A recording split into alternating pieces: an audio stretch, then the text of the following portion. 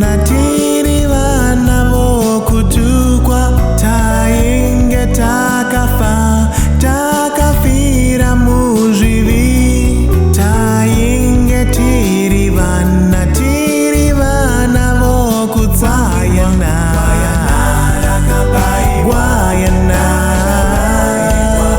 gwayana.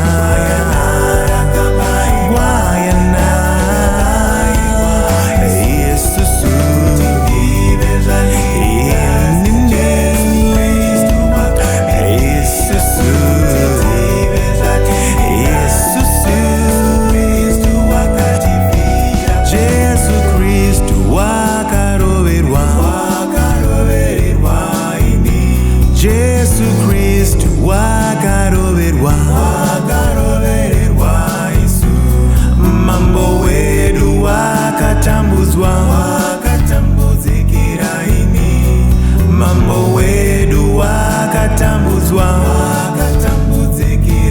gwayana,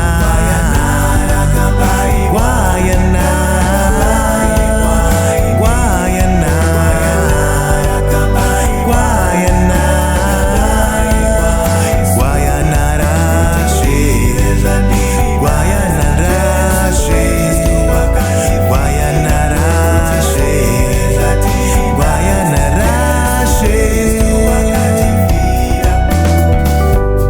Makaroverwa, makarovererwa inini, makatambudzwa muchitambudzikira inini, makaroverwa, makarovererwa inini, makatambudzwa, makatambudzikira inini. Gwayana,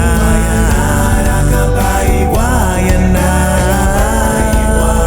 gwayana,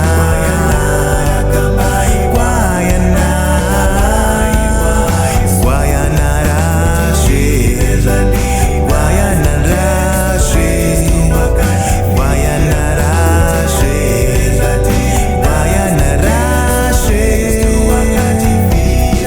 Gwayana rakambaiwa, rakambairwa ini, gwayana rakambaiwa, rakambairwa isu, kuti ndive zvandiri nhasi. Jesu Kristu wakandifira, kuti tive zvatiri nhasi. Jesu Kristu wakatifira.